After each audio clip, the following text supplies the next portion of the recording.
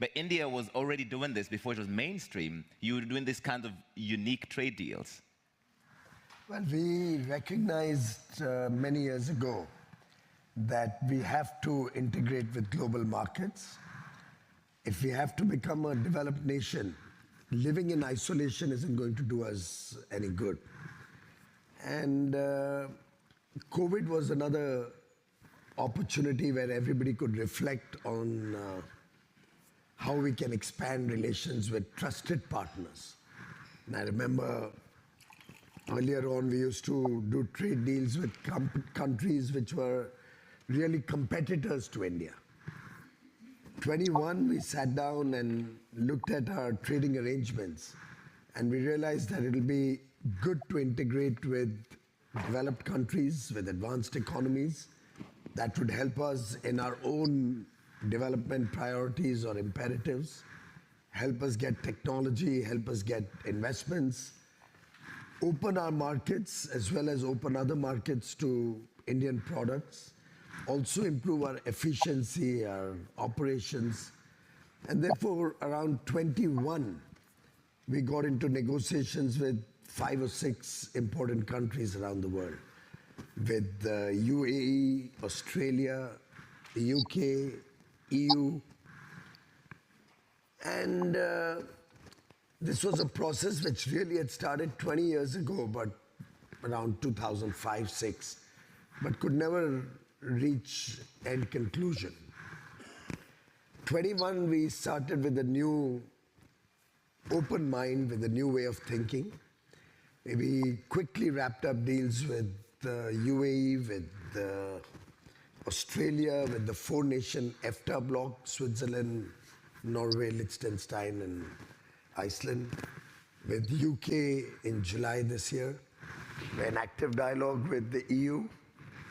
If we get a fair deal, if we get an equitable and a balanced deal, maybe that'll happen. He's negotiating now. And we are talking to the United States, of course, but we don't do deals in a hurry. And we don't do deals with deadlines or with a gun on our head. But that's how deals are done these days. It's a deadline. I don't think so. Tariffs come in midnight on this date. Take it or leave it. India looks long term. India never takes decisions in a rush or on the pressure of the moment. And we've accepted if there's a tariff on us, there is a tariff on us. We're looking how to overcome that. We're looking at newer markets. We're looking at a stronger demand impetus within the Indian economy. So we have a very resilient structure, 1.4 billion people, young. Our average age is 28.5 years, yeah. Very aspirational. 1 billion internet users connected to what's happening at the Berlin Global Dialogue, aspiring for a better quality of life for their families.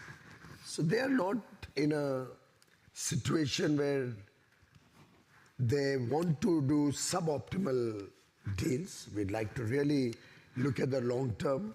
We recognize that 20, 25 years from now, we'll be a $30 trillion economy. And accordingly, we will negotiate based on the future. A trade deal is on the long run. Right. And we have to recognize the future and get the best deal for the country. How do you get that fair trade deal that is long-term looking in an era where you have a gun to your head, you have a deadline, you have to do it quickly because there will be major impacts? And there are also geopolitical concerns. If you don't stop buying this from this other country, then no, you won't do a deal with us. Well, I don't think India has ever decided who its friends will be based on any other considerations other than national interest.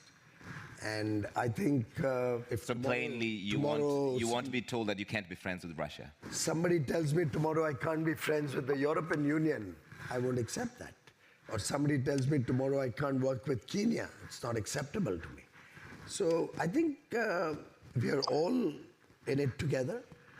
The decision whether to buy a particular product from a country is something that the entire world will have to take a call on. So I was reading in today's paper, Germany is asking for exemption from US sanctions on oil.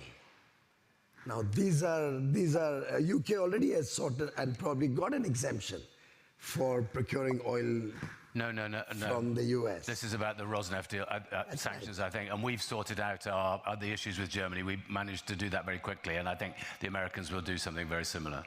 So then why single out India?